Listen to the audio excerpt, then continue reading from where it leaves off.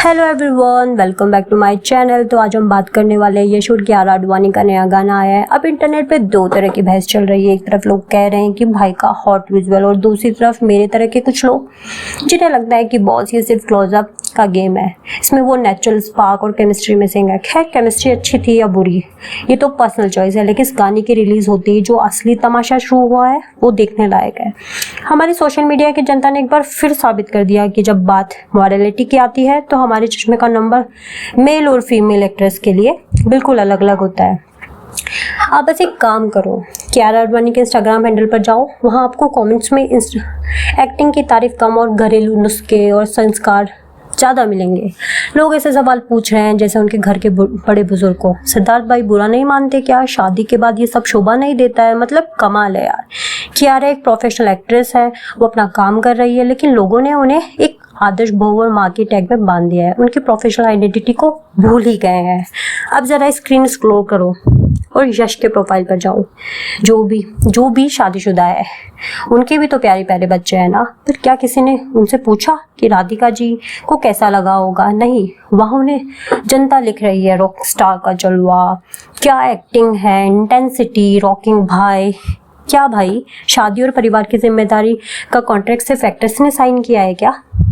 मजे की बात तो ये है कि फिल्म की कहानी में कियारा का रोल सिर्फ एक ही कैरेक्टर के ऑपोजिट है, लेकिन यश का कैरेक्टर कहानी में मल्टीपल फीमेल लीड्स के साथ स्क्रीन शेयर कर रहा है, रोमांटिक सीन कर रहा है।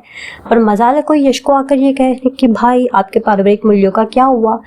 मेल एक्ट्रेसेस को हमारी सोसाइटी ऐसा फ्री पास दे देती है कि स्क्रीन पर कुछ भी करे उसको उनका टैलेंट या करियर का डिमांड मान लिया जाता है। लेकिन जैसे ही कोई एक्ट्रेस की काम की बात आती है तो वो सीधे कैरेक्टर सर्टिफिकेट थमा दिया जाता है।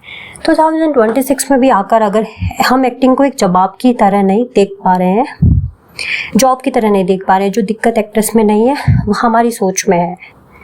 चलो थोड़ी पीछे चलते हैं। जब सिद्धार्थ मल्होत्रा ने जानवी कपूर के साथ परम सुंदरी में स्क्रीन शेयर की थी तब भी काफ़ी हैवी रोमांटिक और इंटिमिडेटिंग सीन हुए थे। हम इंटरनेट पे किसी ने सिद्धार्थ को ट्रोल नहीं किया। क्या किसी ने उनसे पूछा कि कियारा से परमिशन ली थी या नहीं, तब सब बिल्कुल शांत थे, क्योंकि वो एक मर्द स्वैग का हिस्सा माना जाता है। हालांकि ये है कि ये सारे स्टार करोड़ रुपए चार्ज करते हैं। एक बिजनेस है और एक प्रोफेशन है। अगर कोई एक्ट्रेस या एक्ट्रेसेस किसी सीन में कंफर्टेबल नहीं है तो वो रिप्लेस हो जाते हैं। ये पर्सनल लाइफ और प्रोफेशनल लाइफ के बीच की बहुत ही क्लियर बाउंड्री होती है जिसे ये कपल्स बहुत अच्छे से समझते हैं, पर शायद सोशल मीडिया की ऑडियंस को ये बाउंड्री समझ ही नहीं आती है। ये बीमारी आज की नहीं है, ये बॉलीवुड के इतिहास में कूट कूट के भरी है। शाहरुख खान ने जब सालों बाद अपना नो किसिंग रूल तोड़ा तब एक शादीशुदा आदमी और 3 बच्चों के पिता थे, लेकिन जब वह सीन स्क्रीन पर आया तो ट्रोलिंग का शिकार कौन हुआ? कैटरीना कैफ। लोगों ने शाहरुख खान से सवाल करने के बजाय कैटरीना कैफ को निशाना बनाया। ऐसा ही कुछ ऐश्वर्या राय बच्चन के साथ हुआ जब ए दिल है मुश्किल आई थी। उस वक्त सिर्फ बाहरी दुनिया ने नहीं बल्कि मीडिया रिपोर्टर्स के मुताबिक उनके खुद के करीबियों ने भी उनसे सीन को लेकर अजीब रिएक्शन दिया था, जबकि उसके परिवार के मेल मेंबर्स ने अपने करियर में कई बोल्ड रोल्स किए हैं जिन्हें हमेशा सिनेमैटिक लिबर्टी के नाम से दिया जाता है। फाइनल वर्ड और बात सिर्फ शादी तक नहीं रुकती है, ये एक एज शेमिंग तक भी आती है। अगर कोई एक्ट्रेसेस 35 या 40 उम्र के पार को ग्लैमर या बोल्ड रोल कर रही होती है तो लोग कहते हैं कि उम्र का तो लिहाज करो, लेकिन जब 60 के सुपरस्टार अपनी से आधी या 1/3 उम्र की लड़कियों के साथ रोमांस करते हैं तो उसे एवरग्रीन और यूथफुल कहा जाता है। अल्टीमेटली बात बहुत सिंपल है। अगर एक एक्ट्रेसेस अपनी मर्जी से अपने प्रोफेशनल की तरह कोई रोल चुनती रही है तो उसे पर उंगली उठाने का हमें हक किसने दिया है? ये तो कियारा को लेकर इतना पैनिक क्रिएट किया जा रहा है, और ये कुछ नहीं बल्कि हमारी सोसाइटी का एक माइंडसेट है जो आज भी औरतों को सिर्फ किसी पत्नी या माँ के रूप में देखना चाहते हैं, एक इंडिपेंडेंट प्रोफेशनल के रूप में नहीं।